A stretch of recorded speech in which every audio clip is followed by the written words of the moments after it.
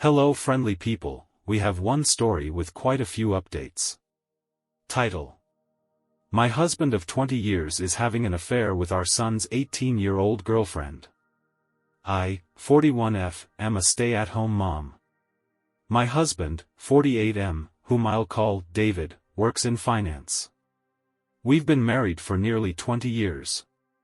We have two children, Jake, our 18-year-old son, currently a senior in high school, and Lily, our 15-year-old daughter. They are the lights of my life. Over the years, my marriage with David has grown somewhat stale due to various reasons, such as his demanding work schedule and the way I've aged since we first met. Jake has a girlfriend, 18F, whom he's been dating since they were freshmen in high school. Let's call her Emma. Jake absolutely adores Emma. She's his first love, and I've always considered her part of our family. This makes the current situation even more emotionally devastating for me. Last week, I inadvertently saw David's phone screen and caught a glimpse of a text thread between him and Emma, our son's girlfriend. I read a message from her saying she misses having sex with him. I was frozen in place, completely in disbelief. I spent most of the day convincing myself that I must have misread what I saw. However, I didn't misread it. Over the next several days, I discovered a file on David's computer filled with tons of adult content, revealing his porn addiction. He also had saved photos of Emma from her Instagram on his computer. Although they weren't inappropriate, she was fully clothed, it was still the proof I needed to confirm that I wasn't going crazy. I also checked his phone at opportune moments and saw more of their interactions. I wish I had never looked. The messages were filled with mean, horrible things said at my expense, with him constantly comparing me to her. He called me fat and old, among other things, with Emma laughing along. I've always had suspicions that David might be cheating on me, but I never imagined something like this. Last month, I found a thong in our bedroom that I knew wasn't mine. I ignored it, naively thinking it might belong to our daughter, even though that made no sense. Not only is David cheating on me, but he's also betraying our son. I'm completely devastated. I don't think words can adequately describe the dread, anger, and shock I feel right now. I'm totally overwhelmed about how to handle this because action needs to be taken, but I'm terrified of the psychic blow this will be for Jake. I have no idea how to even broach this completely messed up topic with him. I wouldn't wish this predicament on my worst enemy. I can't believe I married this scumbag in the first place. Then my mind started to race, realizing that I began noticing unusual behavior from David around the same time Emma turned 18. Was he waiting for her to turn 18 before pursuing this affair? There are so many layers to this, and I'm paralyzed with fear and dread. None of it makes any sense. How did this happen? Am I such a fool that I let all this happen under my watch? Jake adores Emma, and the thought of revealing this sickening truth to him terrifies me. The impact on his young heart and mind could be devastating. My heart aches for Jake and Lily, who are completely innocent bystanders. I haven't confronted David about this because I'm frankly scared of the domino effect. I don't know whom to turn to first about this. I share my story not for sympathy, but in search of understanding and perhaps advice from those who might have had to grapple with deep betrayal. Thank you for listening. Update. My brother connected me with a very tough, junkyard dog-type lawyer. I saved screenshots of all the conversations between David and Emma. I could only get the last 3 months from iCloud. The conversations were mostly flirty and dirty talk. It was hard to stomach, completely sleazy, and filled with several negative comments about me. His call history showed he talks with her for hours consistently. He also uses dating apps. I took screenshots of his profiles and all the active chats he has with his matches. It's very clear he filters to seek out girls who are 18 to 22 years old. I copied all his files from the computer. He frequents sex chat rooms and forums and spends a ton of money on OnlyFans. I rummaged through every possible hiding spot I could think of in the house. He had various toys, blindfolds, cuffs, lubricants, etc. He also had different outfits resembling a girl's Catholic school uniform and a French-made costume. I picked up Jake and Lily from school, and we drove to my brother's place. They sensed something was wrong when I picked them up. I delicately told them the entire situation and broke down crying. Lily was the angriest, even more so than Jake. I met with Emma's mother and told her everything. She confiscated Emma's phone and gave me the entire chat log. It only dated back 3 months, like my husband's cloud, almost as if they both deleted the messages simultaneously. She told me Emma sobbed when confronted. Emma told her mother that she would never understand and that she and David are in love. I don't want to get into too many details about what else she said, but suffice it to say, it's easy to assume that David slowly and methodically became a mentor-like figure in her life, making her feel she could rely on him. He took advantage of the fact that she came from a broken home. Emma insists their friendship only became romantic/physical recently. Before that, she said he was more of a friend and mentor. I confronted David over Zoom. The look on his face was scary. He became red, sweaty, with anger and panic in his eyes. His tone was very defensive and frightening. He kept yelling the word context over and over and saying none of that happened. He was unable to speak without constant stutters and intensity. Nothing made sense to me. I refused to tell him where I was, and he said I had no right to take his kids away from him. Then he abruptly left the Zoom. My lawyer is filing for temporary sole custody of Lily and a restraining order. Lily is still the angriest. She's furious with her dad and Emma, justifiably so. Lily is recollecting moments and times she watched her dad interact with her friends, and she's in knots about it. Jake is clearly hurting, but he's strong and very level-headed. He wants to see a therapist. The maturity my kids are showing makes me proud. They don't deserve this at all. We made the authorities aware of everything. I plan on being completely unforgiving and ruthless in this divorce.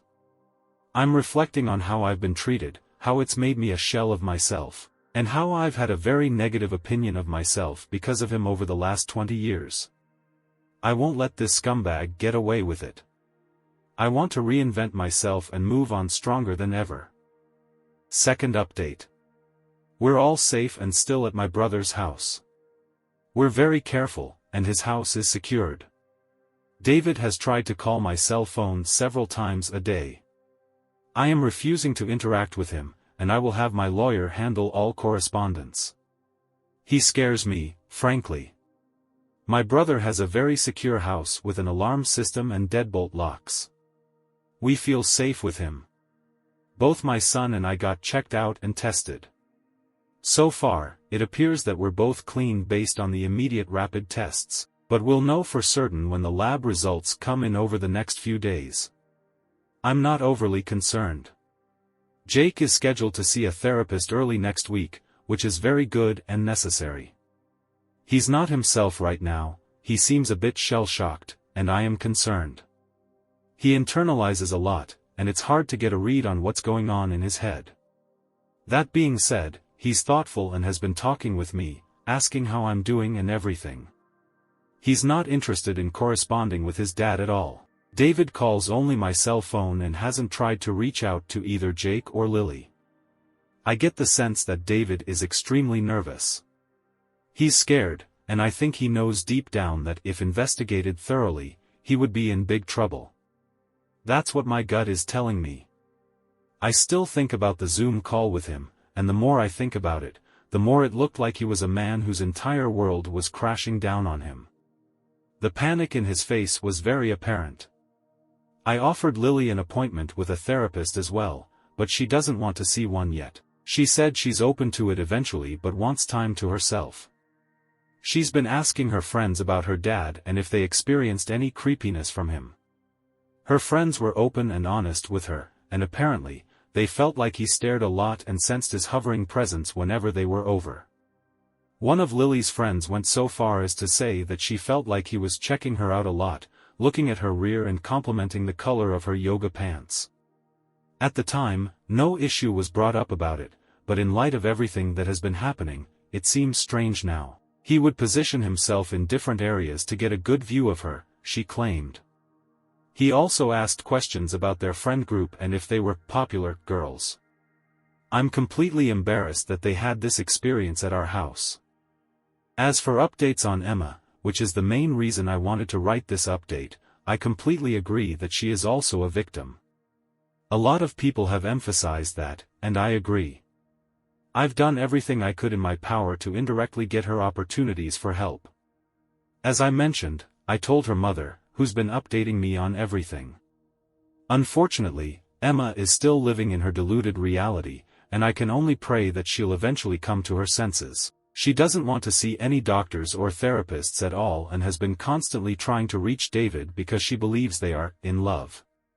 From what I've been told, she hasn't been able to get hold of him, and he's been avoiding communication with her completely.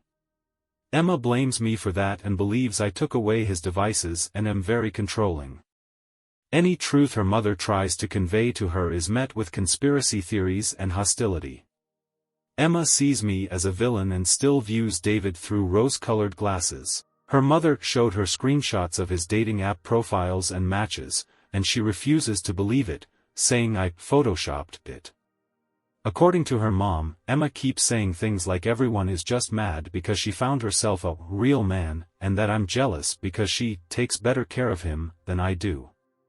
This is in line with some of the conversations I screenshot, where a lot of what David says is him complaining about things I don't do for him sexually.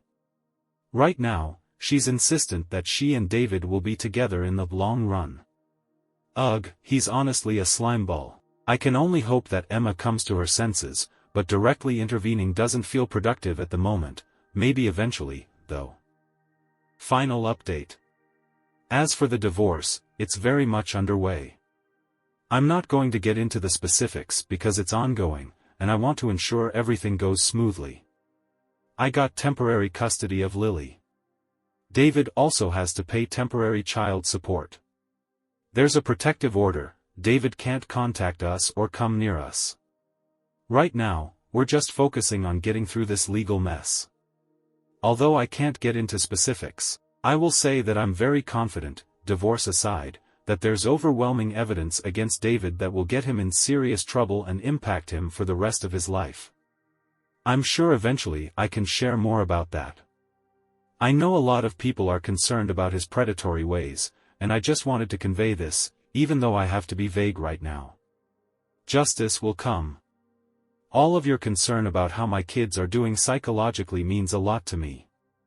Jake has been to therapy twice over the last 2 weeks. I know some people thought I was dismissive of him and acting like he's doing okay. I very much know that he's hurting internally, and we're doing everything we can to make sure he knows he is supported and loved. My brother has been amazing in spending time with Jake and Lily, and both of them have confided in him about a lot. My brother has a very healthy marriage, and both he and his wife have really stepped up to the plate for all of us.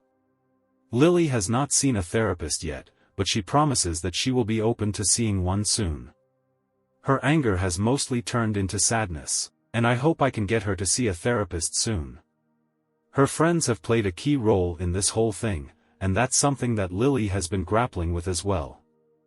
I know a lot of people are invested in the well-being of Emma as well. There were a lot of questions about whether Jake and Emma would still see each other at school. It sounded like they go to the same school, but they do not. Jake and Emma went to the same junior high school and knew each other even then, but Emma ended up going to an all-girls Catholic high school while Jake, and Lily too, stayed in the public school system. We all live in the same town, and over the summer heading into freshman year is when they were getting to know each other and started dating. I wish I had a better Emma update, but it's gotten a lot worse since the last update. David has actually been seeing Emma, despite her mother trying to force her not to see him.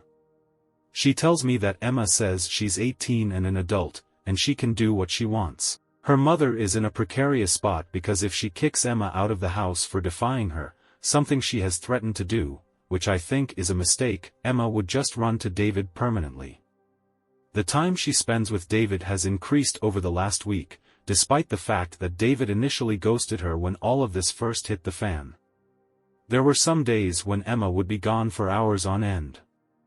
There's only so much I can do with the Emma situation, but again, I do believe things will turn around soon with that, given what I know about David and what's to come. I can only pray that Emma gets help and guidance when more unfolds. I'm doing everything I can with my own kids and my own mental health, and Emma's mom knows she has my support, and that's all I can really provide.